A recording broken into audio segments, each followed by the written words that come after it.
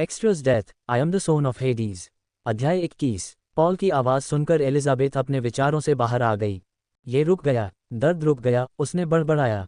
Clara के चेहरे पर एक काली छाया दिखाई दी। नियो की मृत्यु हो गई और पॉल पर लगा शाप हट गया। इसका मतलब था, उसने शाप का इस्तेमाल नहीं किया, ये कुछ और था, उसने सोचा। उसने हमें अच्छी तरह से मारा।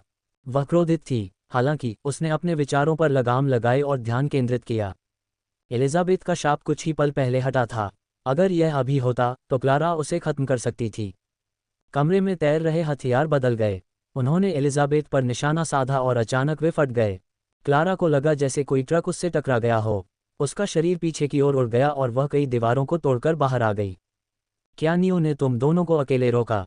एलिजाबेथ ने पॉल से पूछा। उसे अभी भी दर्द महसूस हो रहा था और वह जवाब देने में असमर्थ था। मैंने तुमसे एक सवाल पूछा था। अचानक एक तीव्र दबाव ने पॉल को जमीन पर पटक दिया। वजन धीरे धीरे बढ़ता गया। पॉल को अपने शरीर में दर्द महसूस हो रहा था, हालांकि पहले की तरह नहीं। जहां एलिजाबेथ दर्शकों के हॉल में रुक गई थी, वह निर्दयता से जारी रही।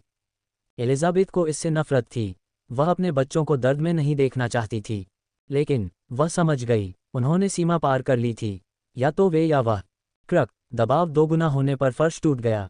उसने हमसे कहा था, वह हमें मार देगा अगर हमने तुम्हें नहीं बचाया, पॉल ने जवाब दिया।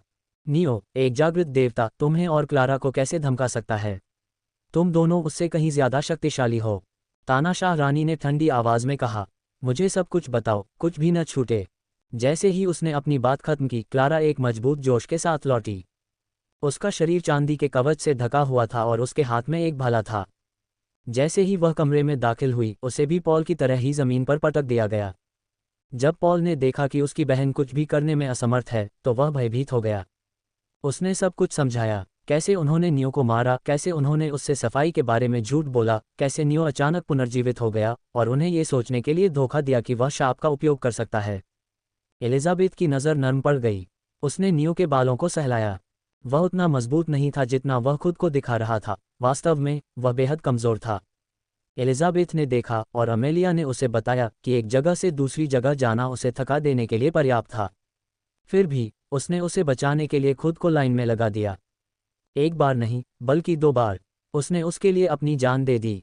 एलिजाबेथ जानती थी कि उसकी मदद करने के लिए इस हद तक जाने के पीछे उसके पास कोई कारण होगा। हालांकि इससे कुछ भी नहीं बदला। जब सभी ने उसकी पीठ में छुरा घोंपने की कोशिश की, तो वह अकेला था जिसने उसकी मदद की। अगर वह नहीं होता तो वह मर जाती और जो कुछ भी हुआ उसके लिए खुद को दोषी मानती। वह उसके कर्ज में थी, एक ऐसा कर्ज जिसे वह चुका नहीं सकती थी, भले ही वह उसे अपनी जान दे दे। आखिरकार वह एक बार ऐसा कर सकती थी, लेकिन उसने उसे अपनी जान 2 बार दी। चले जाओ, एलिजाबेथ ने आदेश दिया। मैं तुम दोनों से फिर कभी नहीं मिलना चाहती। कुछ देर बाद उसने क्लारा और पॉल को महल से बाहर निकाल दिया। वे हमले से नहीं मरेंगे, हालांकि उनकी चोटों को ठीक होने में महीनों लगेंगे। यह अजीब था, सब कुछ होने के बावजूद वह उन्हें नहीं मार सकी। उसकी आंखों से आंसू की एक बूंद निकल गई। यह क्या है? मैं आज बहुत रो रही हूँ। उसने अपनी आंखें पोंछी और नियो की लाश को देखा।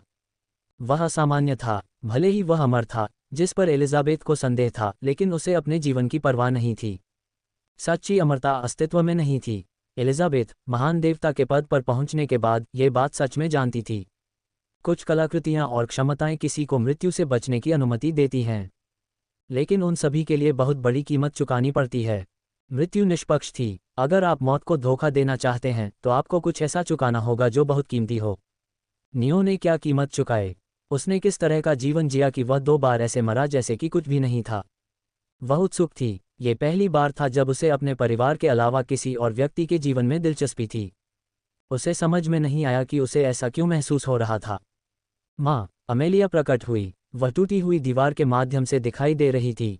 रानी के कई निजी रक्षक उसके पीछे चल रहे थे। क्या हुआ? मैंने देखा कि बहन और पॉल घायल हो गए हैं।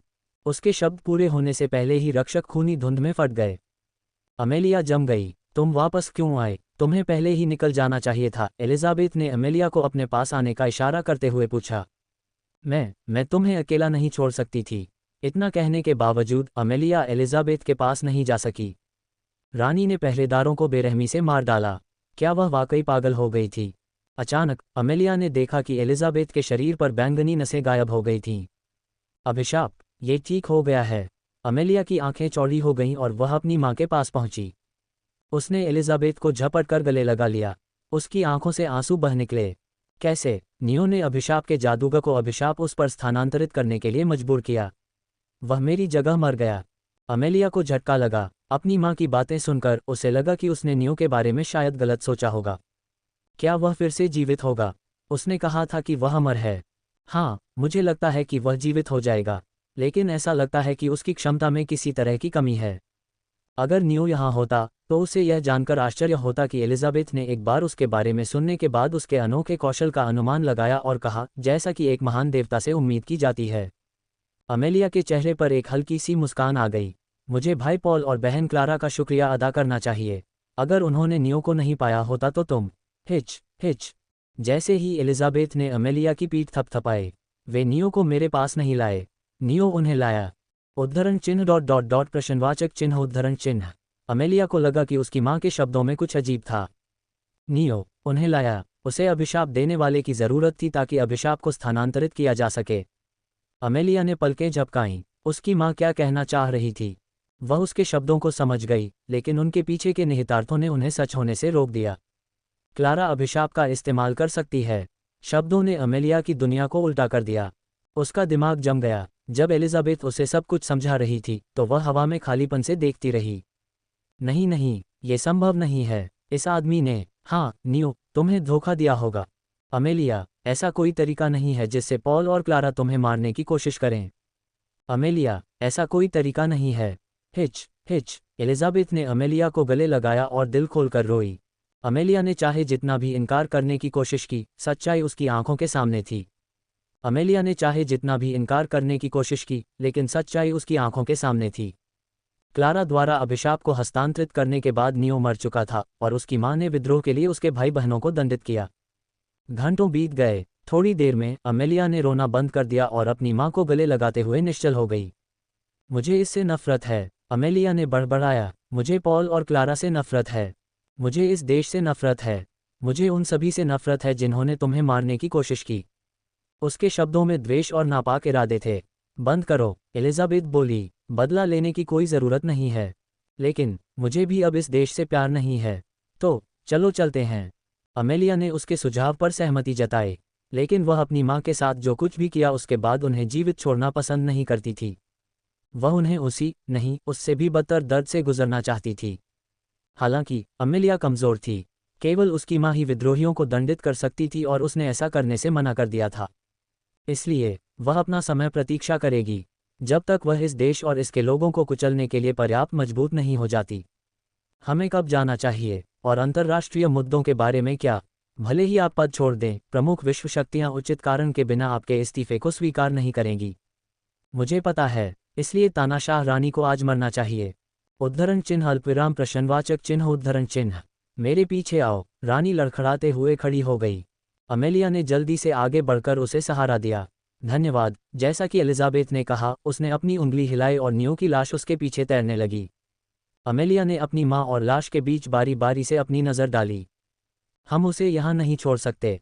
ऐसा लगता है कि वह उसी बर्तन में फिर से जीवित हो जाएगा। समझाने के बाद रानी ने दीवार के अंदर एक गुप्त गलियारा खोला। वे उसमें से आगे बढ़े और महल से दूर एक पहाड़ी पर दिखाई दिए। वहां से महल और द्वीप मरमेड कंट्री की राजधानी शहर को स्पष्ट रूप से देखा जा सकता था। रानी पागल हो गई और अराजकता में खुद को मारते हुए सब कुछ नष्ट कर दिया, एलिजाबेथ ने कहा जब वह अमेलिया द्वारा समर्थित थी। उसने अपना हाथ उठाया। उसका शरीर कांप उठा और उसके होठों से खून की धार निकल गई। जैसे कि कुछ खींच रही हो, उसने अपना हाथ नीचे कर लिया। दूरी पर एजोर स्पायर पैलेस चपटा हो गया था। अमेलिया कंपन महसूस नहीं कर सकी क्योंकि वह महल से बहुत दूर थी। हालांकि वह अपनी मां के एक इशारे से परिदृश्य को एक भयानक परिवर्तन से गुजरते हुए देख सकती थी। शहर को कुछ नुकसान हुआ और महल पहचान से परे नष्ट हो गया। इसके साथ रानी मर गई है। एलिजाबेथ ने खून उगल दिया। मां, चिंता मत करो, मैंने बस खुद को बहुत थका दिया था। एलिजाबेथ घास वाली जमीन पर बैठ गई। वह महसूस कर सकती थी कि उसकी चेतना उसकी मुट्ठी से फिसल रही है। मैं थोड़ी देर की झपकी ले लूंगी। जब उसकी भारी पलकें बंद हुईं तो उसने नियो को देखा जो उसके बगल में लेटा हुआ था। वह अभी तक पुनर्जीवित क्यों नहीं हुआ? उसकी मृत्यु को कुछ घंटे बीत चुके थे। एलिजाबेथ को चिंता होने लगी कि क्या सब कुछ ठीक है। अल्पविराम अंडरवर्ल्ड। नियो ने पसीना पोंछा। उसने चारों ओर बिखरे गुलवाकों की लाशों को देखा। शानदार काम, हे सम्राट के महान बच्चे। अब तुम आराम कर सकते हो, ग्रिम रीपर ने कहा। नियो ने अचानक अपने शरीर की ताकत खो दी और अपनी पीठ पर गिर गया। ये जानते हुए कि वह सुरक्षित है, उसका शरीर जवाब दे गया। अंडरवर्ल्ड में उसका समय लगभग खत्म हो गया था।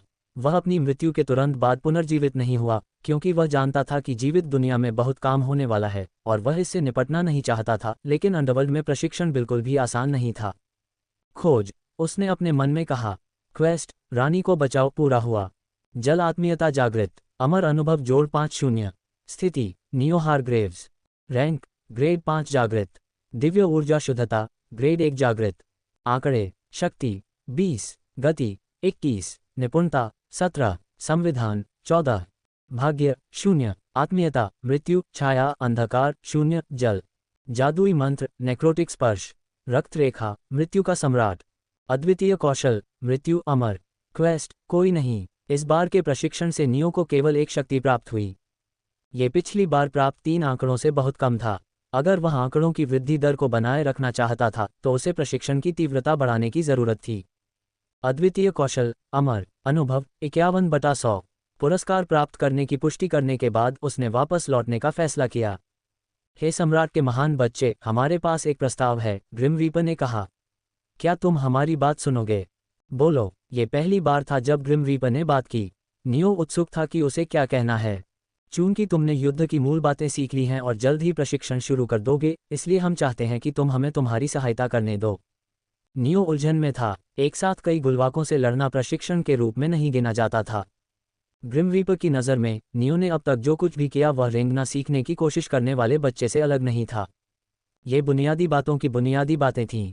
ठीक है, नियो ने सिर हिलाया। उसे इसका पछतावा होने वाला था। वह जानता था वह जल्द ही ग्रिम रीपर के अनुरोध पर सहमत होने के लिए अपने पिछले स्व को कोसेगा। लेकिन यह मजबूत होने का एक अवसर था। उसका विकास पहले से ही रुका हुआ था और डेमिगॉड अकादमी शुरू होने वाली थी। नियो की वर्तमान ताकत उसे सबसे अच्छे से नीचे के 10% में रखेगी। वह कमजोर था, बहुत कमजोर। भले ही उसके पास नेक्रोटिक टच था, लेकिन वह जीवित दुनिया में लगातार डिबफ के अधीन था, जिसके कारण वह स्पेल का 10 बार भी उपयोग नहीं कर सकता था। मुझे आश्चर्य है कि वह किस तरह की ट्रेनिंग तैयार करेगा। चूंकि वह एक कैंडी की तरह ट्रेमर रैंक वाला स्पेल दे सकता है, मुझे यकीन है कि उसके प्रशिक्षण से अच्छे पुरस्कार मिलेंगे। डिंग, क्वेस्ट, ग्रिम रीपर, बारबाटोस का पूरा प्रशिक्षण भाग 1। पुरस्कार, पवित्र आत्मीयता। अच्छा, जब क्वेस्ट आया तो उसने सोचा, पवित्र आत्मीयता मृत्यु आत्मीयता जितनी ही दुर्लभ थी। इसके अलावा ये डार्क टाइप आत्मीयताओं के खिलाफ मजबूत थी। सामान्य परिस्थितियों में नियो पवित्र जादू उपयोगकर्ताओं के खिलाफ कमजोर होता। हालांकि जब तक वह पुरस्कार पूरा करता है और पवित्र आत्मीयता प्राप्त करता है, उसे इसके बारे में चिंता करने की जरूरत नहीं होगी। मैं प्रशिक्षण का इंतजार कर रहा हूँ। अलविदा। हम आपके सुखी जीवन की कामना करते हैं, हे सम्राट के महान बच्चे। नियो ने अमर कौशल का उपयोग किया। उसकी दृष्टि धुंधली हो गई और उसे खिंचाव महसूस हुआ। ऐसा लगा जैसे वह धारा के विपरीत तैर रहा हो। अपनी आंखें खोलते ही नियो पुनर्जीवित हो गया। उसने महसूस किया कि उसकी चोटों को ठीक करने के लिए दिव्य ऊर्जा समाप्त हो रही है। उफ, मुझे ये सुनिश्चित करना होगा कि अगली बार मैं यथासंभव कम चोटों के साथ मरूं। ठीक होने के लिए ऊर्जा व्यय कोई मजाक नहीं है। उसकी आंखों में स्पष्टता लौट आई। वह घास की पहाड़ी पर लेटा हुआ था। अमेलिया उसके ऊपर बैठी थी, जमी हुई, और उसे चौड़ी आंखों से घूर रही थी। उसकी शर्ट पर उसके हाथों की स्थिति से ऐसा लग रहा था कि वह उसके कपड़ों के बटन खोलने की कोशिश कर रही थी। मैं समझा सकती हूँ, उसने हकलाते हुए कहा। नियो ने अपनी नज़र उसके हाथों और हैरान भाव के बीच बारी बारी से घुमाई। उसके होठों से एक आह निकली। क्षमा करें, मुझे नहीं पता था कि तुम नेक्रोफिलिया में हो। अगर मुझे पता होता तो नियो ने माफ़ी मांगी। अगर मुझे इसके बारे में पता होता तो मैंने तुमसे कहा था कि यह एक गलतफहमी है। अमेलिया खड़ी हुई और दूर चली गई। वह तय नहीं कर पा रही थी कि उसे अपमानित, क्रोधित या शर्मिंदा महसूस करना चाहिए। तुम्हारे कपड़े खराब हो गए थे। मैं तुम्हें ऐसे नहीं देखना चाहता था और तुम्हें होश में आने में बहुत समय लग रहा था, इसलिए मैंने फैसला किया कि एक नज़र डालो। नहीं, जैसा कि मैंने कहा, यह एक गलतफहमी है। मैं कुछ भी गलत नहीं कर रहा था। अमेलिया के कान चुकंदर की तरह लाल हो गए। उसकी प्रतिक्रियाएं मज़ेदार थीं। वह उसे और चिढ़ाना चाहता था, लेकिन उसे वहां हवा लग रही थी। नियो ने अपने कपड़ों की ओर देखा। उन्हें बर्बाद कहना कमतर आंकना था। क्लारा द्वारा उसे पीटने के बाद उसके कपड़ों में एक लाडले बच्चे के बटुए से भी ज्यादा छेद थे। मैं आपके द्वारा तैयार किए गए कपड़े ले लूंगा, उसने कहा। धन्यवाद। उसने अमेलिया द्वारा तैयार किए गए नए कपड़े पहने। जब वह कपड़े बदल रहा था, अमेलिया ने मुंह फेर लिया। ओह, तो हमारी मदद करने के लिए धन्यवाद, उसने गंभीरता से कहा। इस पर ध्यान मत दो, मैंने यह मुफ्त में नहीं किया। चुप्पी छा गई। दोनों ने कुछ नहीं कहा। नियो अपनी भविष्य की योजनाओं के बारे में सोचने की कोशिश कर रहा था। उसने बातचीत शुरू करने की जहमत नहीं उठाई। चुप्पी ने अमेलिया को परेशान कर दिया और वह बोली, क्या तुम सच में अमर हो? हाँ, क्या ये संभव भी है? हमें अकादमी में कुछ और सिखाया गया था। अब जाकर नियो को याद आया कि अमेलिया डेमिगॉड अकादमी में दूसरे वर्ष की छात्रा थी। उपन्यास में उसने अकादमी छोड़ दी क्योंकि उसे अपनी मां की मृत्यु के बाद राजगद्दी संभालनी थी। डेमिगॉड अकादमी, हाँ, प्रोफेसरों ने हमें महान मृत्यु देवता हेड्स के बारे में बातें सिखाईं। वह ऐसा देवता नहीं लगता था जो अपने बच्चों को भी मौत को धोखा देने दे। चीजें, नियो ने विवरण के बारे में पूछने की जहमत नहीं उठाई। वह अच्छी तरह जानता था कि देवताओं और देवताओं के बीच हेड्स के साथ कैसा व्यवहार किया जाता था। वे उसकी शक्तियों से डरते थे और कोई भी उसका वास्तव में सम्मान नहीं करता था। हेड्स 3 महान देवताओं में से एक था, इसका एकमात्र कारण उसकी अत्यधिक शक्ति थी। तुम जाग रही हो, माँ? एलिजाबेथ वापस लौटी। उसने चुपचाप नियो को देखा। उसने उसकी नज़र का जवाब दिया। तुम दोनों एक दूसरे को ऐसे क्यों देख रहे हो? अमेलिया उनके बीच में आ गई। कुछ नहीं, एलिजाबेथ ने जवाब दिया। हमें जाना चाहिए, मैंने तैयारियां पूरी कर ली हैं। उसने अमेलिया को एक बैग दिया। तीनों पहाड़ी से नीचे उतरे और समुद्र तट की दिशा में चले गए। वे ये सुनिश्चित करने के लिए कि कोई उन्हें न पा सके, पैदल ही जंगलों से होकर यात्रा करते रहे। उन्हें अपने गंतव्य तक पहुंचने में कुछ घंटे लगे। अंत तक एलिजाबेथ और नियो दोनों थक चुके थे। क्या हमें आराम करना चाहिए? अमेलिया ने पूछा। हमने अभी तक रात का खाना भी नहीं खाया है। हम बाद में आराम कर सकते हैं। चलो चलते चलते खाना खाते हैं, नियो बोला। एलिजाबेथ ने उससे सहमति जताई। वह समुद्र के किनारे खड़ी होकर सीटी बजाती रही। नियो समुद्र की ओर देख रहा था कि अचानक बादल छंट गए। तभी नीला ड्रैगन समुद्र की ओर आ रहा था। चांद की रोशनी दरारों से होकर गिर रही थी और एक नीला समुद्री ड्रैगन आसमान से उतरा। उसके पास चांदी के तराजू थे और वह पिछले ड्रैगन से कम 5 गुना बड़ा था जिससे नियो मिला था। ड्रैगन समुद्र तट पर उतरा। जब उसने एलिजाबेथ और अमेलिया को देखा तो उसने एक सुखद घुरघुराहट की और उन्हें अपने शरीर को सहलाने दिया। तुम उसे छू सकते हो, अमेलिया ने नियो से कहा। जैसे ही नियो ड्रैगन के चांदी के तराजू पर अपना हाथ रखने वाला था, उसने सूंघ लिया और एक अदृश्य शक्ति ने नियो को पीछे धकेल दिया। नियो ने अमेलिया को अपने बगल में हंसते हुए सुना। गेरना, उसे पसंद नहीं है कि हम दोनों के अलावा कोई भी उसे छुए, अमेलिया ने मुस्कुराते हुए कहा और शेखी बघाड़ने के लिए ड्रैगन के पेट को सहलाया।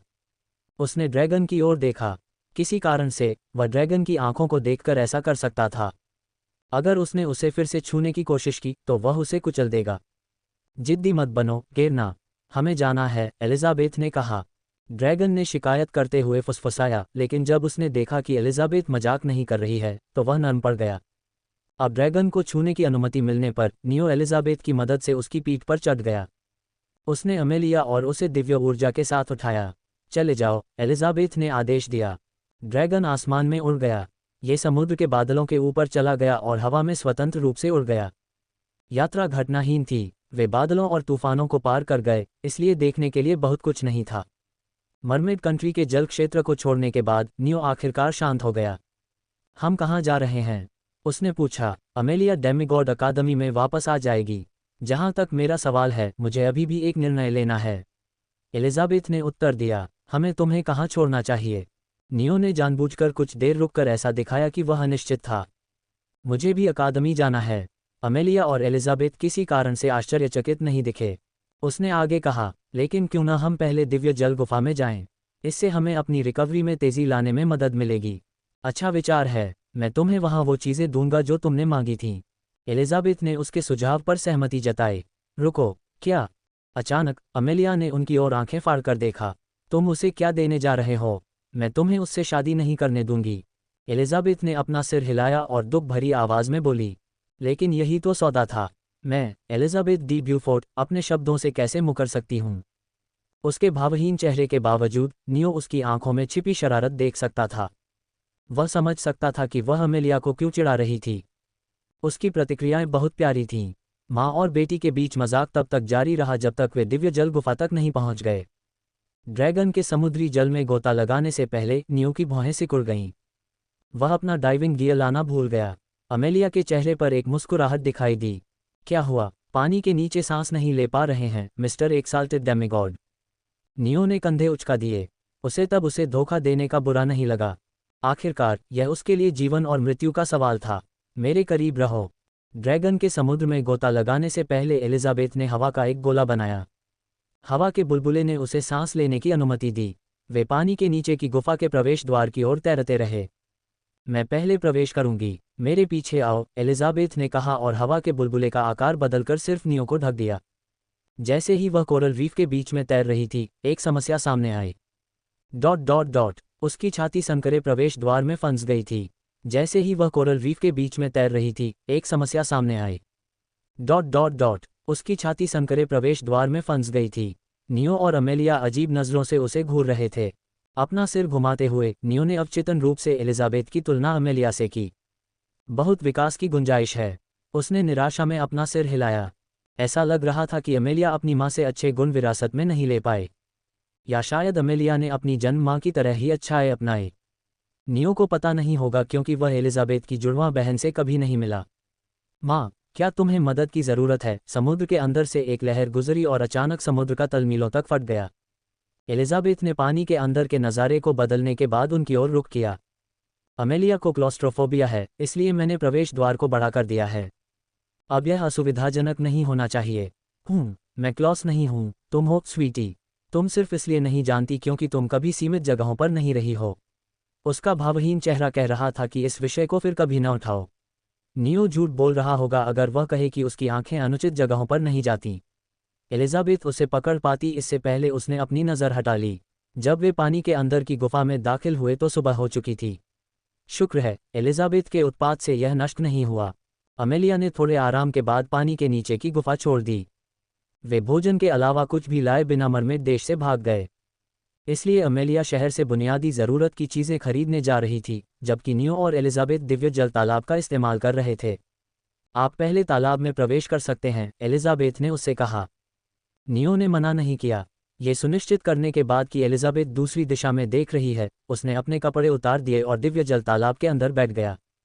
वह अपनी थकावट को गायब होते हुए महसूस कर सकता था। एलिजाबेथ की सलाह सुनना एक अच्छा विचार था। जब उसने ऐसा सोचा, एलिजाबेथ तालाब में प्रवेश कर गई। नग्न, नियो के दिमाग में टूटे हुए टेप रिकॉर्डर की तरह दृश्य फिर से चल रहा था। एलिजाबेथ की पतली सफ़ेद गर्दन नाजुक कंधों में बदल गई, जो एक पूरी तरह से आनुपातिक बस्ट की ओर ले जाती है।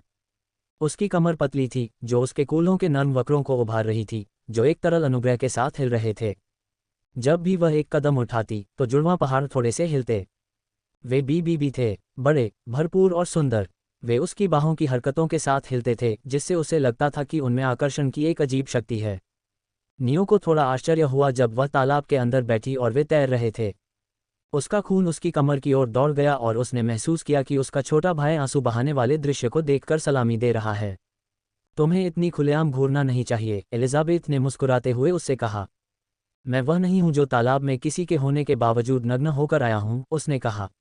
इसके अलावा मैं तुम्हें मुझे देखने दे रहा हूं, इसलिए यह एक समान विनिमय है। एलिजाबेथ ने उसकी हिम्मत पर हंसी उड़ाई। उसने उससे आंख मिलाने के बाद नीचे देखा। उसकी आंखें थोड़ी चौड़ी हो गईं। वह उसके पास गई और उसके छोटे भाई को पकड़ लिया।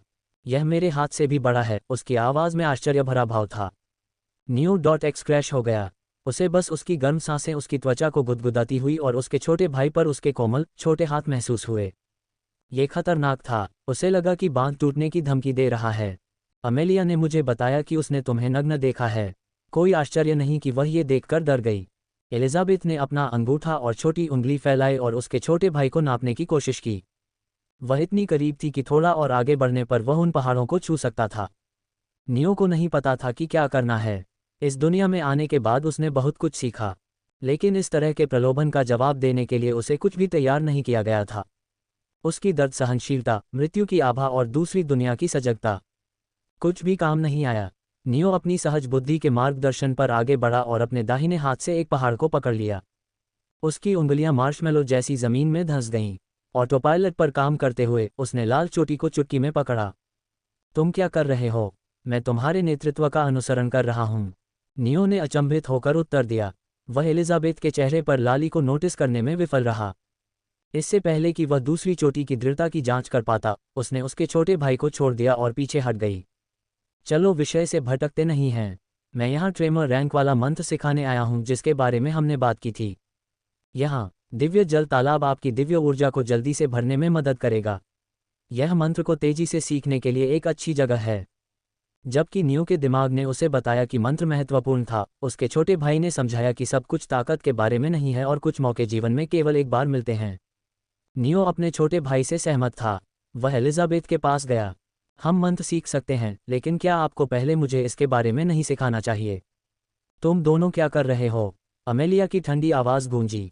नियो ने अपना सिर घुमाया और उसे गुफा के प्रवेश द्वार पर देखा। उसने उसे ठंडी, घृणित नज़र से देखा। उसे देखकर उसका छोटा भाई तुरंत सो गया। उसकी इच्छाएं परास्त हो गईं और उसे अनैतिक प्रलोभनों की निरर्थकता समझ में आ गई। नियो तालाब से बाहर निकल आया। उसने कपड़े पहनने से पहले खुद को तौलिए से सुखाया। तुम हमेशा सबसे खराब समय पर क्यों आते हो?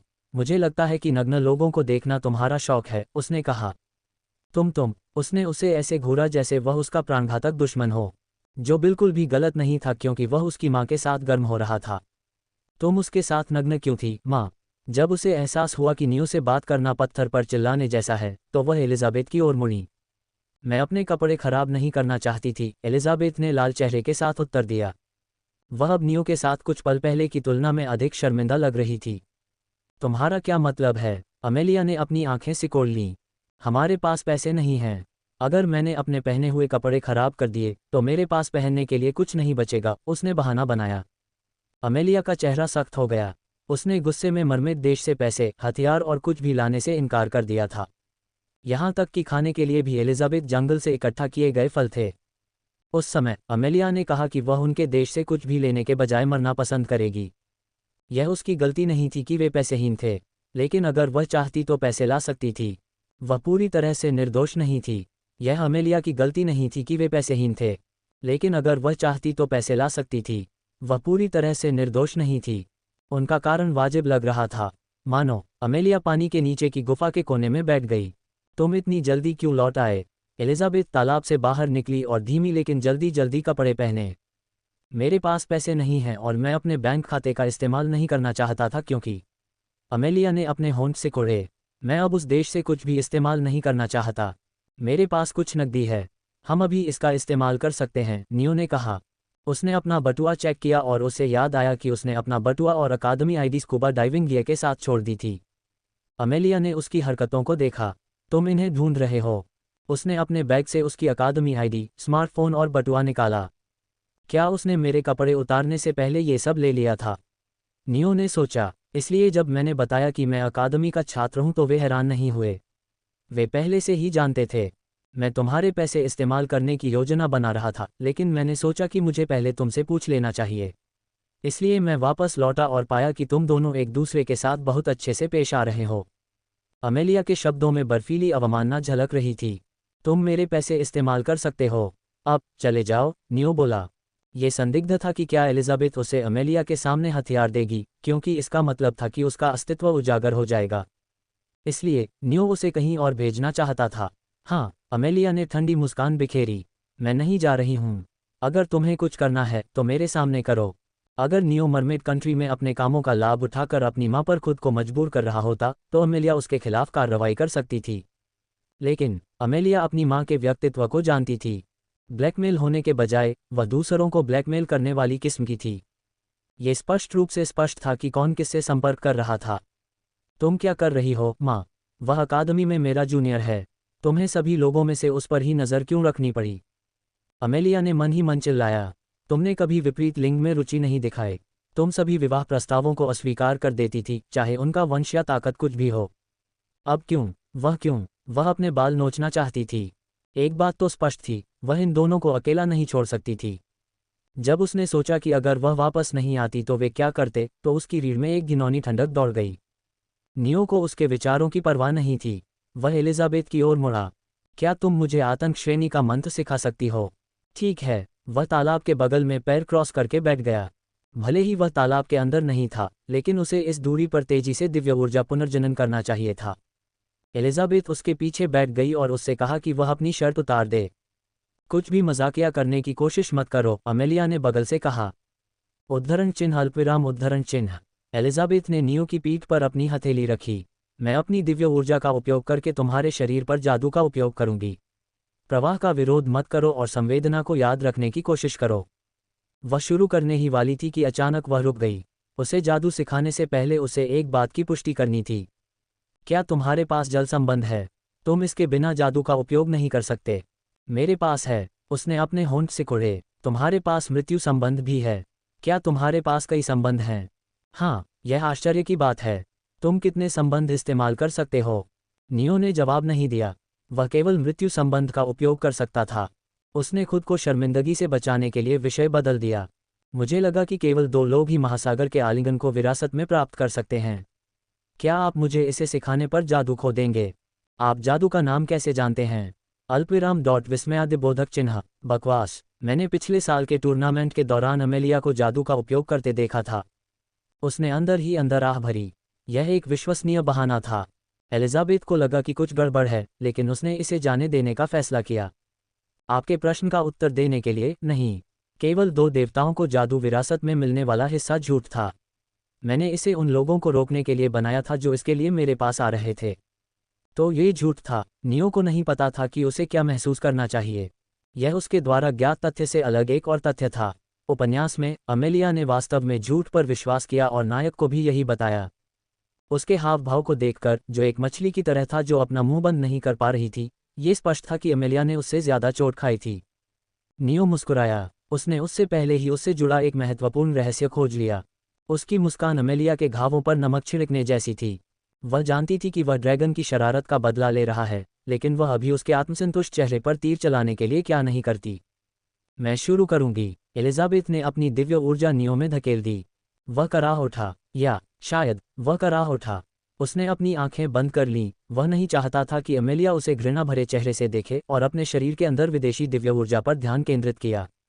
यह उसके जादुई परिपथों से होकर गुजरी। नियो ने अपने शरीर के अंदर दिव्य ऊर्जा के मार्ग और जादू सर्किट के सक्रियण अनुक्रम को याद करने की कोशिश की। घंटों बीत गए। उन्होंने छोटे छोटे ब्रेक के साथ प्रशिक्षण दोहराया। नियो को मंत्र का उपयोग करने में 3 दिन लगे।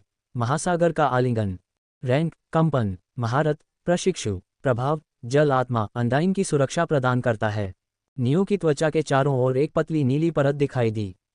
इसने गर्मी, ठंड के खिलाफ उसके प्रतिरोध को बढ़ाया और उसे पानी के नीचे सांस लेने की अनुमति दी। पानी के नीचे उसकी गति बढ़ गई।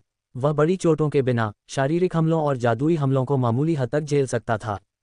यह एक सर्वांगीण रक्षा मंत्र था। सबसे अच्छी बात दिव्य ऊर्जा व्यय थी। महासागर के आलिंगन ने नेक्रोटिक टच की तुलना में बहुत कम दिव्य ऊर्जा की खपत की। वह इसके लिए 5 मिनट का उपयोग कर सकता था। प्रशिक्षण के साथ समय बढ़ता जाएगा। ओशन एम्ब्रेस के साथ उसके शस्त्रागार में 2 ट्रेमर रैंक वाले मंत्र थे। नियो शायद पहला व्यक्ति था जिसने अपने पहले जादू के मंत्र के रूप में 2 ट्रेमर रैंक वाले मंत्र सीखे। ये सामान्य बात थी कि देवता कम रैंक वाले मंत्रों से शुरू करते थे और दिव्य ऊर्जा पर पर्याप्त महारत हासिल करने के बाद धीरे धीरे उच्च रैंक वाले मंत्रों की ओर बढ़ते थे। मैंने तुम्हें दिव्य जल तालाब के लिए इनाम दिया है, एलिजाबेथ ने थोड़ा सा हौंफते हुए कहा। उसने उसे सिखाने के लिए जो तकनीक इस्तेमाल की वह बहुत बोझिल थी। केवल उसके जैसा एक महान देवता ही इसे पूरा कर सकता था।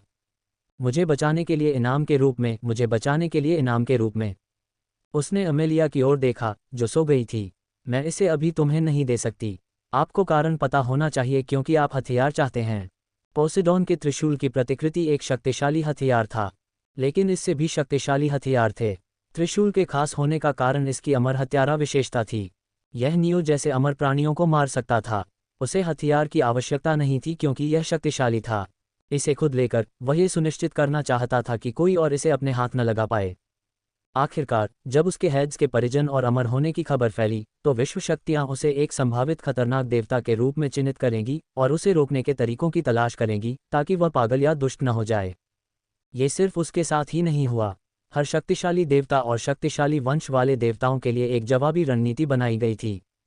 यह एक जरूरी अभ्यास था, क्योंकि ऐसा सिर्फ 1 या 2 बार नहीं हुआ था जब कोई देवता बाहरी देवताओं के प्रलोभन में आ गया और बदल गया पक्षों। चिंता मत करो, मैं अपना वादा नहीं तोड़ूंगा। मैं हथियार तुम्हें दे दूंगा। ये वर्तमान में माउंट कोलंबस के नीचे सील है। मुझे सील तोड़ने के लिए समय चाहिए। चूंकि मुझे अकादमी जाना है, इसलिए मैं इसे तुम्हारे पास वहां लाऊंगा। एलिजाबेथ अपनी मौत के लिए तैयार थी। उसने पोसिडॉन के ट्राइडेंट जैसे खतरनाक हथियार को छिपाना सुनिश्चित किया। इसे गलत हाथों में पड़ने की अनुमति नहीं दी जा सकती थी या नुकसान भयावह होगा। मैं समझता हूँ, नियो ने कहा। वह इसे पाने के लिए इंतजार नहीं कर सकता था। उन्होंने एक और दिन आराम किया और शहर के लिए निकल पड़े। ओकाहामा बीच के एक सुनसान हिस्से में पहुंचने के बाद अमेलिया और नियो ड्रैगन से उतर गए। मैं गेरना को कहीं सुरक्षित छोड़कर वापस आऊंगी, एलिजाबेथ ने उनसे कहा। तुम दोनों अकादमी जाओ, हम वहां मिलेंगे। वह शायद ट्राइडेंट लेने जा रही थी। उसके जाने के बाद नियो और अमेलिया साथ साथ समुद्र तट पर चले गए। वे चुप रहे। नियो 1 घंटे की लंबी सैर के बाद रुक गया। उसे बहुत पसीना आ रहा था और वह थका हुआ महसूस कर रहा था। मरमेड कंट्री के साथ पूरी घटना ने उसे बहुत थका दिया और उसके बाद ट्रेमर रैंक स्पेल का प्रशिक्षण लेना उसके लिए बहुत मुश्किल हो गया। क्या हम आराम कर सकते हैं? उसने सड़क किनारे बेंच पर बैठते हुए पूछा। अमेलिया ने उसे घूरा और बिना कुछ बोले चली गई। उद्धरण चिन्ह ... प्रश्नवाचक चिन्ह उद्धरण चिन्ह। क्या वह अकेले अकादमी जा रही थी? शायद मैंने कम करके आंका कि वह मुझसे कितनी नाराज थी, नियो ने कड़वाहट से मुस्कुराते हुए कहा। फिर अगर उसे मौका मिलता तो वह सब कुछ करता जो वह पहले करता था और उससे भी ज्यादा। 15 मिनट बाद जब वह खड़ा होने वाला था, अमेलिया वापस लौटी। उसने उसे एक डिब्बाबंद ड्रिंक दी। यह एक एनर्जी ड्रिंक है, उसने उससे कहा। इससे तुम्हें मदद मिलनी चाहिए। क्या वह इसे लाने के लिए गई थी? वे किनारे के बगल से गुजरने वाली एक सुनसान सड़क पर थे।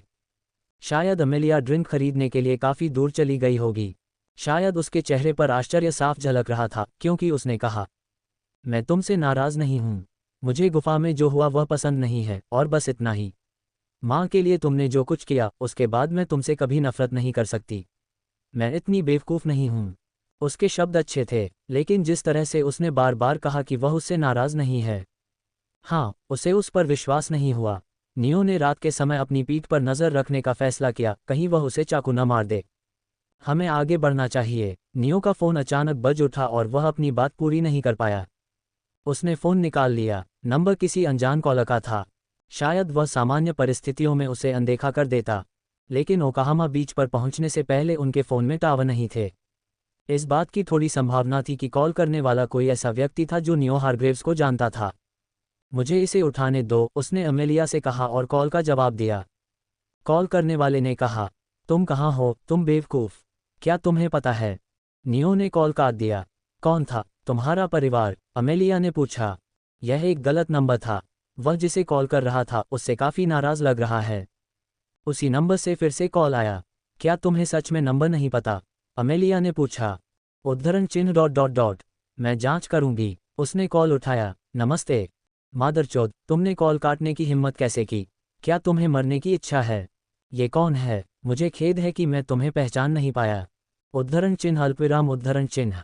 अचानक कॉल करने वाला चुप हो गया। उसने एक गहरी सांस ली और फट पड़ा। ये बकवास फिर से। मैं कसम खाता हूं कि तुम्हें और बहाने खोजने की जरूरत है, तुम कमबख्त वेश्या। गलत नंबर। नियो ने फ़ोन काट दिया। कॉल फिर नहीं आई। अमेलिया ने एक अजीब भाव से नियो को देखा। कॉल करने वाला इतना जोर से बोल रहा था कि वह उसे सुन सकती थी, भले ही कॉल स्पीकर पर न हो। दुनिया में हर तरह के लोग हैं, उसने अजीब तरह से हंसते हुए कहा। वे जाने ही वाले थे कि अचानक कॉल वापस आ गई। नियो ने इसे अनदेखा कर दिया। कॉल आती रही, 1 बार, 2 बार, 10 बार। नियो ने चिढ़कर कॉल का जवाब दिया और कॉल करने वाले को डांटा। नियो, तुम कमीने हो। पहले तो तुमने मुझे बताए बिना अकादमी में आवेदन किया, फिर तुम हफ्तों तक गायब रहे और अब तुम मेरी कॉल को अनदेखा कर रहे हो।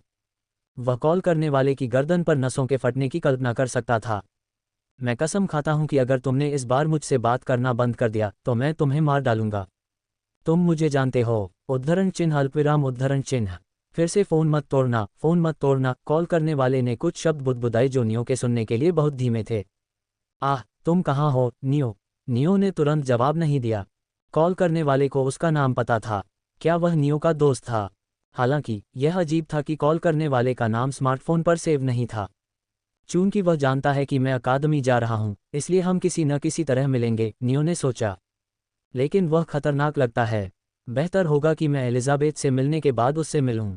अगर कुछ गलत हुआ तो वह मेरी रक्षा कर सकती है। नियो फ़ोन काटने ही वाला था कि अचानक उसे कॉल करने वाले की तरफ से दूसरी आवाज़ सुनाई दी। सर, हमने कॉल की लोकेशन का पता लगा लिया है। अल्पविराम विस्मयादिबोधक चिन्ह प्रश्नवाचक चिन्ह। अमेलिया की आंखें चौड़ी हो गईं। उसने नियो के हाथ से फ़ोन छीन लिया। इससे पहले कि वह उसे तोड़ पाती, कॉल करने वाला पागलों की तरह हंसने लगा। नियो, क्या तुमने सुना? कॉल करने वाले ने धीमी आवाज़ में कहा। तुम मर चुके हो। ये व्यक्ति कौन था? और यह कहने की हिम्मत मत करना कि तुम उसे नहीं जानते, क्योंकि कॉल करने वाला तुम्हें ज़रूर जानता था। अमेलिया ने उसका हाथ पकड़ा और उसे घसीट कर ले गई। कॉल करने वाले के आने से पहले ही उन्हें निकल जाना था। नियो सिर्फ उसका सवाल टाल सकता था। उसे खुद कॉल करने वाले की पहचान नहीं पता थी। क्या तुम अपनी माँ से संपर्क कर सकते हो? हमें शायद उसकी मदद की ज़रूरत होगी। मैं नहीं कर सकता। चूंकि मैं हमेशा तुम दोनों के साथ रहा, इसलिए मुझे उसके लिए स्मार्टफोन खरीदने का कोई मौका नहीं मिला। उन्हें टैक्सी खोजने में कुछ दर्जन मिनट लग गए। उन्होंने टैक्सी ड्राइवर से बुलेट ट्रेन स्टेशन पर जाने के लिए कहा। वहां से उन्होंने अकादमी के सबसे नज़दीकी स्टेशन के लिए टिकट खरीदा। नियो को नहीं पता था कि क्यों, लेकिन उसे बहुत पसीना आ रहा था। उसे ऐसा लग रहा था कि उसका शरीर कॉल करने वाले की आवाज़ पहचान गया है और उससे मिलने से डर रहा है। जैसे ही वे बुलेट ट्रेन से उतरे, उन्हें एहसास हुआ कि कुछ गड़बड़ है। लड़ने के लिए तैयार हो जाओ। मुझे पता है। स्टेशन खाली था। ट्रेन में सवार लोगों को उतरने से रोका जा रहा था। कौन है जिसके पास दिन के उजाले में पूरे स्टेशन को खाली करने की शक्ति है? नियो ने सोचा। वे इंतजार करते रहे, लेकिन कुछ नहीं हुआ। हमें क्या करना चाहिए? अमेलिया ने पूछा। इंतजार करने से कुछ नहीं बदलेगा। चलो स्टेशन से निकलने की कोशिश करते हैं, नियो ने कहा। जब वे चल रहे थे तो उन्होंने देखा कि स्टाफ के सदस्य भी गायब थे। स्टेशन एक भूतहा शहर जैसा लग रहा था। अचानक नियो ने एक उपस्थिति देखी। उसने स्टेशन के प्रवेश द्वार पर खड़े आदमी की ओर अमेलिया को इशारा किया। वह आदमी एक गोरा था। उसके दाहिने आंख से लेकर निचले जबड़े तक एक निशान था। वह बेहद खूबसूरत था। उसने काला सूट पहना था और सिगरेट पी रहा था। तुम 2 मिनट लेट हो। क्या तुम समझते हो कि तुमने मेरे 2 मिलियन बर्बाद कर दिए? आदमी ने कहा। आवाज़ कॉल करने वाले से मेल खाती थी। नियो ने निशान से उस आदमी की पहचान ली। पहले एलिजाबेथ और अब वह। मैं इस तरह के लोगों के साथ क्यों उलझ रहा हूं? उसने चिंतित होकर सोचा। कार में बैठो। आदमी ने प्रवेश द्वार पर खड़ी कार के अंदर बैठने से पहले सिगरेट फेंकी। अमेलिया ने अपना धनुष उठाया। हमें लड़ना चाहिए। वह मजबूत नहीं लगता इसलिए। नहीं, चलो उसकी बात सुनते हैं। नियो ने उसे सूखे गले से कहा। वह आदमी हेनरी हारग्रेव्स एलिजाबेथ जितना ही खतरनाक था, शायद उससे भी ज्यादा। हम हेनरी हारग्रेव्स, नियो हारग्रेव्स जैसा ही हारग्रेव्स। भाई, नियो ने सावधानी से पूछा। हेनरी ने खिड़की नीचे की और उसे घूर कर देखा। क्या तुम्हें अपनी याददाश्त वापस मिल गई? हेनरी ने उपहास किया और एक और सिगरेट खोली। अमेलिया ये जानकर स्पष्ट रूप से शांत हो गई कि वह नियो का भाई है। वह पूछना चाहती थी कि नियो ऐसा क्यों व्यवहार कर रहा था जैसे कि वह उसे नहीं जानता, लेकिन नियो के हाव भाव से उसे लगा कि शायद उनके बीच खटास है और वह चुप रही। क्या हमें कार में बैठना चाहिए? उसने पूछा। हाँ। हेनरी द्वारा कार चलाने के दौरान अमेलिया और नियो पीछे की सीट पर बैठे थे। कार दर्जनों मिनट तक व्यस्त सड़क पर चलती रही। जब अमेलिया को लगा कि कुछ गड़बड़ है तो वे लाल बत्ती पर रुक गए और हेनरी ने शीशे में देखा। क्या तुम मरमेड कंट्री गए थे? हाँ। तुम भूखे लग रहे हो कमीने। क्या तुमने कुछ खाया या नहीं? हेनरी ने धुएं का कश लिया। और उस कुतिया की बेटी तुम्हारे साथ क्यों है? जब उसने एक माँ का अपमान किया तो अमेलिया ने प्रतिक्रिया व्यक्त की, लेकिन नियो ने उसके हाथ पर अपना हाथ रखकर उसे रोक दिया। हिलना मत, कृपया हिलना मत, नियो ने अपनी आंखों से उसे बताने की कोशिश की। हेनरी और एलिजाबेथ के बीच दुश्मनी थी। वह अमेलिया से नफरत करता था क्योंकि वह अपने हाथों से एलिजाबेथ को नहीं मार सकता था। उपन्यास में हेनरी के दुष्ट हो जाने के बाद उसने जिस पहली हरम सदस्य को मारा वह अमेलिया थी। हेनरी ने बात करना जारी रखा। वैसे भी तुम मरमेड देश क्यों गए थे? रानी को ठीक करने के लिए। झूठ बोलने का कोई मतलब नहीं था। हेनरी अपने संपर्कों से आसानी से जानकारी पा सकता था। बेवकूफ़, क्या तुम हमेशा की तरह जिम्मेदारी से इनकार करने की कोशिश नहीं करोगे? हेनरी ने खिड़की से सिगरेट का बट फेंका और पैक से एक और निकाला। उसने एक सिगरेट ली। पफ। बकवास, मैं तुम्हारी वजह से सो भी नहीं पाया कमीने। क्या मतलब है तुम्हारा? हा, उसके बेवकूफ़ को देखो। क्या तुम सच में नहीं जानते कि क्या हो रहा है? हेनरी ने नियो की भौहें और अमेलिया के भ्रमित भाव देखे। तुम्हें सच में नहीं पता? वाह, बकवास। उसने कार के फुटवेल से एक अखबार निकाला और नियो पर फेंक दिया।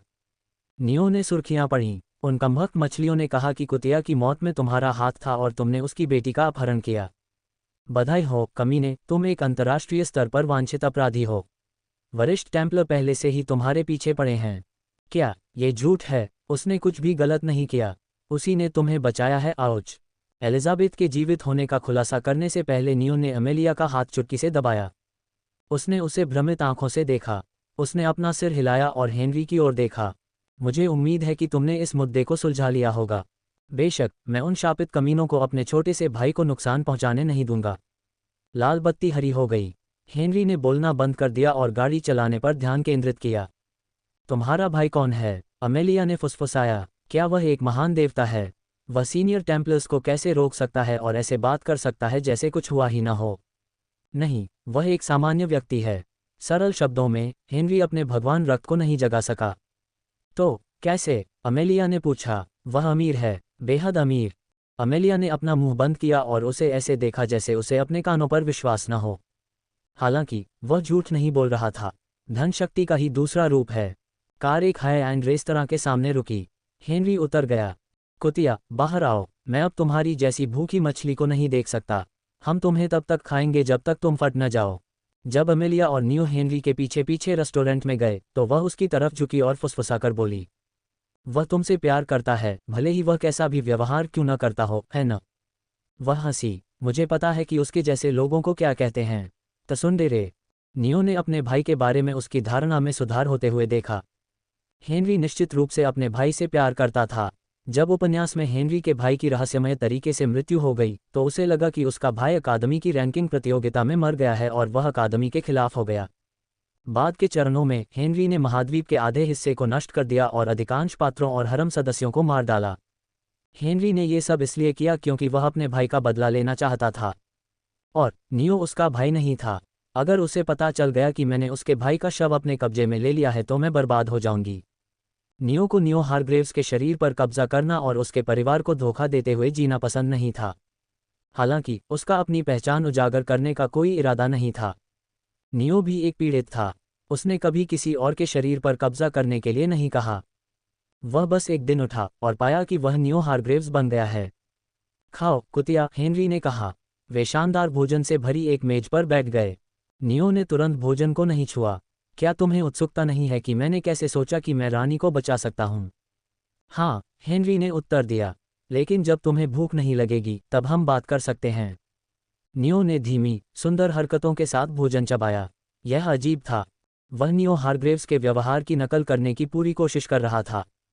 अमीर लोग इसी तरह खाते होंगे। तुम इतनी धीमी गति से क्यों खा रहे हो? क्या तुम्हारा सिर टकरा गया? या तुम अपने बगल में बैठी उस कुतिया की बेटी की वजह से कूल दिखने की कोशिश कर रहे हो? जाहिर है नियो हारग्रेव्स उसकी कल्पना से अलग था। नियो ने अपने खाने के अजीब तरीके को छोड़ दिया और सामान्य रूप से खाना शुरू कर दिया। उसने अमेलिया की तरफ देखा। वहां बैठो और मुझे घूरो मत, उस कमीने ने अभी कहा। खाओ, उसने उससे कहा। नियो ने अपने भाई की तरफ देखा। हालांकि उसने उसे कमजोर कहा लेकिन उसने कोई प्रतिक्रिया नहीं दी। जैसा कि उम्मीद थी, ये लोग ऐसे ही बात करते हैं, उसने सोचा।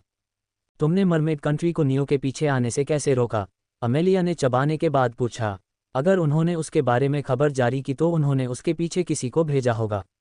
ऐसा नहीं लग रहा था कि हेनरी के पास उसे जवाब देने की कोई योजना थी। लेकिन जब उन्होंने देखा कि नियो उनकी ओर उत्सुकता से देख रहा है तो उन्होंने बात की, उनसे सबूत मांगा और कहा कि अगर उनके पास कोई उचित औचित्य नहीं है तो वे ऐसा करना बंद कर दें। हेनरी ने आगे कहा, बेशक, उन्होंने मना कर दिया। इसलिए मैंने उनसे कहा कि अगर वे नहीं रुके तो मैं उनके देश पर परमाणु बम गिरा दूंगा। मैं भूल गया, उनके पास अब मां की सुरक्षा नहीं है। मरमिट देश को अब धमकाना आसान है। अब हेनरी ने जीभ चटकाए। मुझे उस कुतिया से डर नहीं लगता, बल्कि मैं उसे खुद मारना चाहता था। क्या तुम्हें पता है कि उसकी वजह से मैंने कितना पैसा खो दिया? अमेलिया बार बार अपमान से चिढ़ गई। वह नियो के संकेत को देखने के बाद भी नहीं रुकी। क्या ये कहना बहुत ज्यादा नहीं है? मुझे पसंद नहीं है कि तुम। कुतिया, बात करना बंद करो। तुम्हें नहीं लगता कि तुम सुरक्षित हो? नियो के जवाब के आधार पर मैं तुम्हें यहीं अभी मार सकता हूँ। उसने अचानक अपना मुंह बंद कर लिया। हेनरी के बारे में पिछली अच्छी धारणा उसके दिमाग में पलट गई। हेनरी ने उसकी तीखी नज़र को नज़रअंदाज किया और नियो की ओर मुड़ गया। चूंकि तुमने खाना खत्म कर लिया है तो बताओ, क्या हुआ? मैंने अपने गॉड ब्लड को जगाया, नियो ने जवाब दिया। मेरा हुनर रानी को बचा सकता था और मैं अमेलिया के पास गया। उसने दिव्य जल तालाब के अस्तित्व को छिपाया। अगर हेनरी को इसके बारे में पता होता तो वह नियो से पूछ सकता था कि उसने इसके साथ क्या किया। इससे निश्चित रूप से एलिजाबेथ और हेनरी की मुलाकात होगी। नियो को अपनी रीढ़ में सिहरन महसूस हुई। उसे इन दो पागल कमीनों को एक दूसरे से मिलने से रोकना था। वे दुश्मन थे और वे निश्चित रूप से दिव्य जल तालाब के लिए लड़ेंगे। तुम्हारा हुनर क्या है? हेनरी ने पूछा। उद्धरण चिन्ह अल्पविराम उद्धरण चिन्ह। क्या है? कमीने, यह मत कहना कि तुम भूल गए। मैंने तुम्हें डेमिगॉड अकादमी में पंजीकरण करने के लिए माफ़ नहीं किया है। उद्धरण चिन्ह अल्पविराम डॉट। मैं अमर हूँ। हेनरी ने पलक झपकाए। नियो के शब्दों को समझने में उसे एक पल लगा। तुमने उस कुतिया के अभिशाप को अपने ऊपर स्थानांतरित करने की कोशिश की। प्रश्नवाचक चिन्ह उद्धरण चिन्ह। हेनरी ने अपनी मुट्ठी मेज पर पटक दी और नियो को घूरने लगा। अमेलिया को डर नहीं लगा, लेकिन नियो को डर लगा, क्योंकि वह हेनरी की छिपी हुई पहचान जानता था। तुम कमबख्त कुतिया, अगर तुम मर जाती तो क्या होता? क्या तुम माँ और पिताजी से किया वादा भूल गई हो? हेनरी ने नियो का कॉलर पकड़ लिया। मुझे बताओ, तुमने अपनी जान क्यों दांव पर लगाए? अगर तुम्हारे पास कोई अच्छा कारण नहीं है तो मैं तुम्हें खुद मार डालूंगा। अचानक हेनरी ने भौहें सिकोड़ लीं। वह अमेलिया की ओर मुड़ा। क्या ये कुतिया थी, या उसकी चूत वाली माँ ने तुम्हें ब्लैकमेल किया था? हेनरी ने अपनी उंगली अमेलिया की ओर उठाए।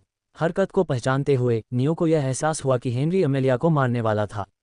उसे परवाह नहीं थी कि इसका मतलब उसकी शक्तियों का खुलासा करना है या नहीं। एक पल रुको, वह मेरे बच्चे की माँ बनने वाली है। नियो ने अपने दिमाग में आए पहले शब्द बोले। हाँ, क्या? अमेलिया ने उलझन भरी आवाज़ निकाली और हेनरी हैरान लग रहा था। नियो को परवाह नहीं थी कि वह क्या कह रहा था और उसने कहा, रानी को बचाने में विफल होने के बाद अमेलिया और मैं उदास थे। हम अपने होश में नहीं थे और हमारे बीच कुछ हुआ। कुछ नहीं हुआ, उससे झूठ मत बोलो। अमेलिया गुस्से से लाल हो गई। उसका चेहरा चुकंदर की तरह लाल हो गया। हालांकि उसकी शर्मिंदगी ने नियो के शब्दों का समर्थन किया। क्या ये सच है? हेनरी ने पूछा। हाँ, नहीं, ये सच नहीं है। मेरी बात सुनो, तुम बिना किसी सबूत के उस पर विश्वास क्यों कर रही हो? अमेलिया रोना चाहती थी लेकिन उसके आंसू नहीं निकले। उसे समझ नहीं आ रहा था कि नियो उसके साथ ऐसा क्यों कर रहा है। जैसे ही उसने खड़े होने की कोशिश की, हेनरी ने उसके कंधों पर दबाव डाला। बैठो, अगर तुम्हारा रक्तचाप बहुत अधिक हो जाता है तो ये बच्चे के लिए अच्छा नहीं है। मैं तुम्हें बता रही हूँ कि मैं गर्भवती नहीं हूँ। कोई बात नहीं, मैं समझती हूँ। भले ही यह एक गलती थी, लेकिन एक वयस्क के रूप में यह मेरा कर्तव्य है कि मैं तुम दोनों के साथ खड़ी रहूं और तुम्हारा मार्गदर्शन करूं। तुम कुछ नहीं समझती, अमेलिया। नियो उसके पास गया। क्या? नियो ने अपनी सामान्य गंभीर अभिव्यक्ति के साथ उसकी ओर देखा। जब उसने उसे गौर से देखा तो वह घबरा गई। हमें अपने भाई से इसे छिपाने की ज़रूरत नहीं है। मुझे उस पर भरोसा है। झूठ बोलना बंद करो, कृपया। अमेलिया के उग्र विरोध को देखकर हेनरी को संदेह हुआ। नियो ने ये देखा और अपनी आस्तीन में छिपी गुप्त चाल का इस्तेमाल किया। उसने ओशन के आलिंगन मंत्र को सक्रिय किया। उसका शरीर हल्की नीली रोशनी से ढका हुआ था। ये ट्रेमर रैंक वाला मंत्र है जो रानी ने मुझे दिया था। तुम्हें पता होना चाहिए, केवल 2 लोग ही उस मंत्र को प्राप्त कर सकते हैं, इसलिए ये वास्तव में सच है। हेनरी ने अपनी जीभ चटकाई। क्या वह अकादमी की छात्रा नहीं है? क्या उसकी हालत में उसके लिए ऐसी खतरनाक जगह पर जाना सुरक्षित है? हेनरी ने पूछा। हमारे पास कोई और विकल्प नहीं है। अगर हमारे बच्चे के बारे में खबर फैलती है तो दूसरों को पता चल जाएगा कि मैं उसके मंगेतर के रूप में ट्रेमर रैंक वाला मंत्र अवश्य ही प्राप्त किया होगा। ये परेशानी का कारण बनेगा क्योंकि मैं मंत्र की रक्षा करने के लिए उसकी मां की तरह मजबूत नहीं हूं, नियो ने समझाया। यह उचित लगता है। एक तरफ अमेलिया पूरी तरह से गुस्से में अपने दांत पीस रही थी। उसने नियो को ऐसे देखा जैसे वह उसे मार डालेगी। नियो ने अपनी पीठ पर ठंड को अनदेखा किया और हेनरी से पूछा, क्या हम अकादमी के लिए निकल सकते हैं? मुझे अपना रैंक प्राप्त करने के लिए कल तक वहां पहुंचना होगा। हेनरी ने अपने होंठ सिकोड़े। मुझे याद दिलाने के लिए धन्यवाद, कमीने। क्या तुम ये समझा सकते हो कि डेमिगॉड अकादमी के सबसे कठिन कोर्स में पंजीकरण कराने के लिए तुम में क्या आया? उद्धरण चिन्ह डॉट डॉट डॉट उद्धरण चिन्ह। नियो हारग्रेव्स टेम्पलर कोर्स में था। अकादमी के 2 साल पूरे करने के बाद वह जूनियर टेम्पलर बन जाता। टेम्पलर मंदिर के आधिकारिक शूरवीर होते थे। महाद्वीप पर रहने वाले अरबों लोगों में से हर साल केवल 100 लोगों को जूनियर टेम्पलर प्रमाणपत्र मिलता था। एक टेम्पलर के पास जो मान्यता, पैसा और शक्ति थी वह कल्पनीय थी। हर साल के शीर्ष 25 टेम्पलर कॉलेज में जा सकते थे और सीनियर टेम्पलर कोर्स में अपना हाथ आजमा सकते थे। अगर वे पास हो जाते तो वे सीनियर टेम्पलर को चुनौती दे सकते थे। कहने की ज़रूरत नहीं है, हर सीनियर टेम्पलर एक पूर्ण राक्षस था। एक सीनियर टेम्पलर के लिए जूनियर टेम्पलर से अपना पद खोना दुर्लभ था। वर्तमान 80 एक सीनियर टेम्पलर 100 साल से वहां थे।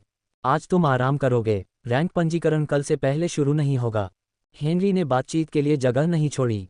अकादमी के पास 2 कमरे बुक करने के बाद नियो ने शाम 5 बजे रात को सोने का फैसला किया।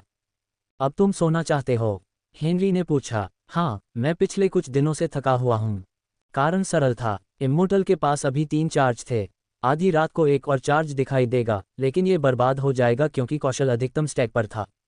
अगर वह शाम 6 बजे सोता है और अंडरवर्ल्ड में 6 घंटे बिताता है तो वह 12 बजे उठते ही खोया हुआ चार्ज वापस पा लेगा। उसे कल होने वाली अकादमी की रैंकिंग लड़ाई के लिए अधिकतम स्टैक पर इम्मोर्टल की आवश्यकता थी, क्योंकि इस दौरान 20% छात्र मर जाते हैं। हेनरी ने उसे संदेह भरी नज़र से देखा और उसे जल्दी सोने दिया। किसी कारण से उसने अमेलिया को उसके साथ भेज दिया। अमेलिया ने दरवाज़ा जोर से बंद किया और किंग साइज के बिस्तर पर बैठ गई। तुम ऐसे क्यों लेटे हो? उसने शांत स्वर में पूछा। तुम नाराज नहीं लग रहे हो? नियो ने देखा। मुझे लगा कि जैसे ही हम अकेले होंगे तुम मुझ पर हमला कर दोगे। तुमने जो किया उसके पीछे कोई कारण ज़रूर होगा। हमने साथ में शायद थोड़ा ही समय बिताया हो, लेकिन मुझे पता है कि तुम ऐसे व्यक्ति नहीं हो जो आवेग में आकर काम करते हो। किसी ऐसे व्यक्ति के लिए जो शांत दिख रहा था, वह निश्चित रूप से कुछ मिनट पहले उसे घूर रही थी। अमेलिया हमेशा दूसरों के सामने सभ्य और उचित व्यवहार करने की कोशिश करती थी, और फिर भी वह हमेशा उस पर चिल्लाती रहती थी। क्या मैं इतना बेवकूफ़ हूं कि वह मेरी हरकतों को बर्दाश्त नहीं कर सकती? उसने सोचा। उसने अपने विचारों पर लगाम लगाई और उसे जवाब दिया। मेरे भाई ने सोचा होगा कि तुमने मेरा अपहरण किया है। इससे कोई फर्क नहीं पड़ता कि मैंने उसे समझाने की कोशिश की। अगर मैंने तब झूठ नहीं बोला होता तो वह अब तक तुम्हें मार चुका होता। वह बिना किसी औचित्य के किसी को क्यों मारेगा? अमेलिया ने बोलना बंद कर दिया। उसने अपना चेहरा ढक लिया। मेरी माँ ऐसा करेगी। अगर उसे लगता कि किसी ने मेरा अपहरण किया है तो वह अपहरणकर्ताओं की जान ले लेगी, भले ही उनके पास वास्तविक कारण हो। क्या उसका भाई भी ऐसा ही था? अमेलिया ने नियो को सहानुभूतिपूर्वक देखा। वह उससे जुड़ सकती थी। इसके बावजूद उसे लगा कि हेनरी एक अच्छा भाई है। हेनरी ने नियो की सुरक्षा की पुष्टि करने के बाद नियो के रहस्यों को जानने की कोशिश नहीं की। उसने नियो से उसके वंश के बारे में कभी नहीं पूछा या उसे उन सवालों के जवाब देने के लिए मजबूर नहीं किया जिनसे वह स्पष्ट रूप से बच रहा था। उसका उत्तर देने के बाद नियो ने खुद को मारने सोने की तैयारी की। क्या तुम सच में अब सोने जा रहे हो? उसने पूछा। मेरा शरीर कमज़ोर है। कल की प्रतियोगिता से पहले मुझे भरपूर आराम की ज़रूरत है। वह बिस्तर पर लेट गया और उसे घूरने लगा। क्या? उसने पूछा। क्या तुम नहीं जा रहे हो? यह मत कहो कि तुम साथ सोना चाहते हो। क्या? अमेलिया ने एक गहरी सांस ली और खुद को शांत किया। अगर तुम नहीं चाहते कि तुम्हारे भाई को तुम्हारे झूठ के बारे में पता चले तो हमें साथ सोना ही होगा। ठीक है, नियो ने जम्हाई ली। बस जब मैं सो रहा हूं तो मुझे मत छूना जैसे तुमने पिछली बार किया था। मैंने तुमसे कहा था कि यह एक गलतफहमी थी। नियो ने खुद को दर्द रहित तरीके से मारने के लिए डेथ स्किल का इस्तेमाल किया। मुझे आश्चर्य है कि बारबेटोस ने मेरे लिए किस तरह की ट्रेनिंग तैयार की है। उसने सभी तरह के आश्चर्यों को स्वीकार करने के लिए खुले दिमाग का होने की कोशिश की। फिर भी स्पार्टन प्रशिक्षण ने उसे पूरी तरह से चकनाचूर कर दिया। अल्पविराम। Top floor, Dova hotel. Henry ने धुएं का एक कश लिया। वह खिड़की के पास खड़ा था, उसकी आंखें सूर्यास्त पर टिकी हुई थीं। बटलर की वर्दी में एक बूढ़ा आदमी कमरे में दाखिल हुआ। मास्टर, क्या ये सच है कि युवा मास्टर ने मरमेड क्वीन की बेटी को गर्भवती कर दिया था? आप क्या सोचते हैं? उसने एक और कश लिया। युवा मास्टर झूठ बोल रहा था। जब भी वह झूठ बोलता है तो उसे मुस्कुराने की आदत होती है। हेनरी के होंठों पर हंसी आ गई। उस कमीने ने वाकई सोचा कि उसने हमें धोखा दिया है। कमबख्त बेवकूफ़, वह मुझसे झूठ बोलने के लिए 100 साल पहले ही आ गया। मास्टर, अगर मैं इतना दुस्साहस कर सकता हूं कि पूछूं, तो आपने युवा मास्टर को झूठ बोलने क्यों दिया? आपको कभी पसंद नहीं आया जब उसने अतीत में आपसे झूठ बोला था? क्यों हो? हेनरी ने सिगरेट को एस्ट्रे में रगड़ा और पैक से एक नई सिगरेट निकाली। उसकी आंखों की वजह से जब उसने उस लड़की की रक्षा करने की कोशिश की। नियो एक काया था। जिस दिन उनके माता पिता की मृत्यु हुई उसके बाद नियो एकांतवासी बन गया जो दूसरे लोगों से मिलने के विचार से ही बेकाबू होकर कांप उठता था। वह दयनीय था। जब हेनरी को पता चला कि नियो ने टेम्पलर कोर्स के लिए पंजीकरण कराया है और लिखित परीक्षा पास कर ली है तो उसने सोचा कि यह एक आवेग था। नियो सिर्फ इसलिए भड़कना चाहता था क्योंकि हेनरी उसके साथ एक बच्चे की तरह व्यवहार करता था। हेनरी का मानना था कि नियो को और लोगों से मिलने का यह एक अच्छा मौका था, इसलिए उसने नियो को डेमिगॉड अकादमी में प्रवेश करने से नहीं रोका। लेकिन हेनरी के लिए यह भयानक था कि नियो अचानक गायब हो गया। नियो के मरमेड कंट्री में दिखाई देने की खबर ने उसे राहत और चिंता दोनों दी। एक समय पर हेनरी नियो को न पाकर लगभग पागल हो गया। अगर उसे नियो एक दिन बाद मिल जाता तो उसे नहीं पता होता कि वह क्या करता। नियो बदल गया है, हेनरी ने कहा। जब वह आज उससे मिला तो वह अब अपने जूते में कांप नहीं रहा था। जब हेनरी ने उसे कोसा तो उसने हेनरी की आंखों में देखा। उसकी हरकतें और लहजा निर्विवाद आत्मविश्वास से भरा था। नियो किसी तरह बड़ा हो गया था। ये कैसे हुआ? अचानक परिपक्व होने के लिए उसने कुछ दिनों में क्या किया? युवा स्वामी, क्या वह किसी बाहरी भगवान के वश में है? बटलर ने पूछा। यही एकमात्र तरीका है जिससे मैं उसके बदलाव को समझा सकता हूँ। वश में है? हो। हेनरी को अपने घाव पर एक तेज दर्द महसूस हुआ। उसने एक और सिगरेट निकाली और एक कश लिया। दर्द कम हो गया। मुझे उस पर किसी बाहरी भगवान की उपस्थिति का एहसास नहीं हुआ और उसने एक कश लिया। उसकी आदतें वही हैं। अगर वह कोई दूसरा व्यक्ति होता तो यह संभव नहीं होता। वह व्यक्ति नियो था और वह परिपक्व हो रहा था। मुझे लगता है कि चूजे के लिए घोंसला छोड़ने का समय आ गया है। हेनरी मुस्कुराया। वह खुश था कि उसका भाई बदल रहा था। ईमानदारी से वह नहीं चाहता था कि नियो डेमिगॉड अकादमी में प्रवेश करे क्योंकि यह खतरनाक था। लेकिन उनकी दुनिया में कमजोरी एक पाप थी। हेनरी हमेशा नियो की रक्षा के लिए मौजूद नहीं रहता। वह बटलर की ओर मुड़ा। मैंने जो दस्तावेज मांगे थे उनका क्या? मैं उन्हें लेकर आया हूँ। हेनरी ने बटलर से कागजों का ढेर लिया। उसने उन्हें पलटा और अपनी जीभ चटकाई। उस कुतिया ने अपनी बेटी के लिए एक रक्षक छोड़ दिया है। तानाशाह रानी की मृत्यु के बाद ऐसे अनगिनत देवता थे जो अमेलिया से आतंक श्रेणी का मंत्र छीनना चाहते थे। हालांकि लगभग हर संगठन जिसने आगे बढ़ने की कोशिश की उसे अचानक नष्ट कर दिया गया। यह एक खुली चेतावनी थी। तानाशाह रानी मर सकती है, लेकिन उसकी बेटी असहाय नहीं थी। मास्टर, रक्षक है। हाँ, ये कुतिया ही है। वह मरी नहीं है। नियो के कौशल को जानने के बाद हेनरी को यकीन हो गया कि उसके भाई ने रानी को बचाया और मुआवजे के रूप में उसका मंत्र विरासत में लिया। कम से कम उस बेवकूफ़ के पास अच्छी व्यावसायिक समझ है। उसने बहुत बड़ा मुनाफा कमाया और मेरे लिए एक बाधा को दूर किया। हेनरी ने कहा, कुतिया के लिए एक नकली पहचान बनाएं। उसके शब्दों ने बटलर को भ्रमित कर दिया। आप तानाशाह रानी की मदद क्यों करने की कोशिश कर रहे हैं, मास्टर? मैं अपने भाई की मदद कर रहा हूँ। हेनरी ने सिगरेट पी। उस कुतिया को उस पर एहसान करना चाहिए। अगर वह पकड़ी न जाए तो हमारे लिए बेहतर है। इसके अलावा कोई भी यह नहीं सोचेगा कि मैंने उसकी मदद की है। हम किसी खतरे में नहीं हैं। महत्वपूर्ण मामलों पर चर्चा करने के बाद बटलर जाने ही वाला था कि अचानक हेनरी ने उसे आवाज़ लगाई। क्या तुमने नियो की रैंकिंग प्रतियोगिता के लिए जो चीज़ मैंने मांगी थी उसे तैयार कर लिया है? हाँ, बटलर ने सिर झुकाया। ये कल सुबह तक पूरा हो जाएगा। उद्धरण चिन्ह ... अंडरवर्ल्ड नियो ने अपनी आंखें खोलीं। उसने देखा कि एक पैर उसके सिर पर रौंदने के लिए नीचे आ रहा है। वह तेजी से लुढ़कता हुआ अपने पैरों पर कूद पड़ा। क्या 1, 2, 3, 10, 11, 20 अनगिनत गुलवाक उस पर टूट पड़े।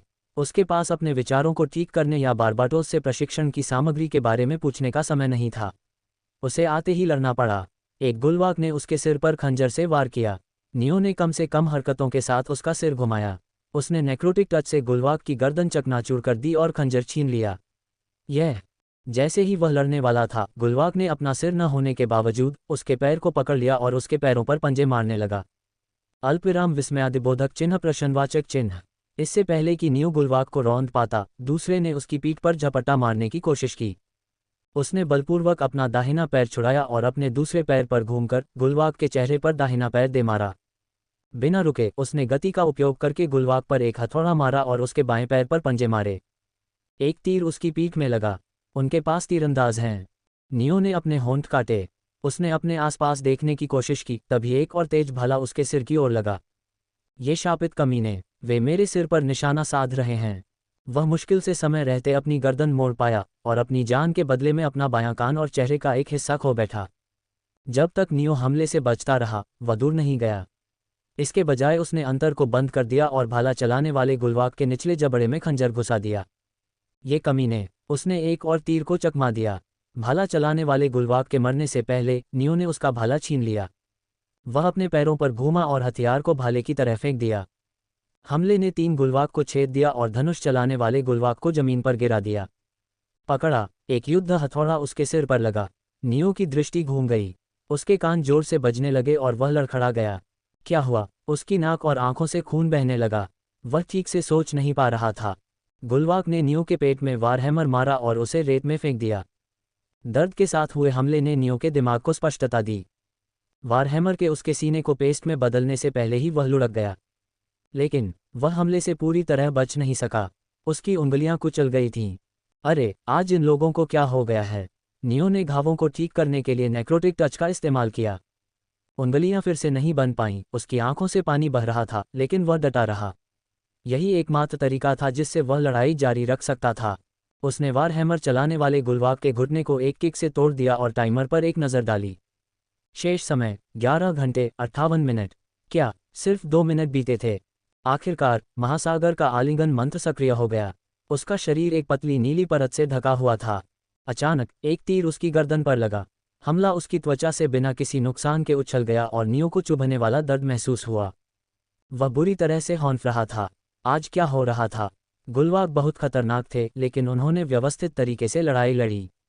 उनके साथ लड़ाई आमतौर पर बारी बारी से होने वाली लड़ाई जैसी ही थी। वे हमला करते, नियो चकमा देता, नियो हमला करता और अगर वे नहीं मरते तो वे फिर से हमला करते। लेकिन आज वे पागल कुत्तों की तरह लड़े। वे सभी उस पर झपट पड़े और दोस्ताना गोलीबारी या खुद को नुकसान पहुंचाने की परवाह किए बिना हमला कर दिया। सबसे बुरी बात यह थी कि वे सहयोग कर रहे थे। जब नियो ने 2 गुलवाकों को खत्म किया तो पता चला कि वे तीसरे गुलवाक के लिए चारा थे।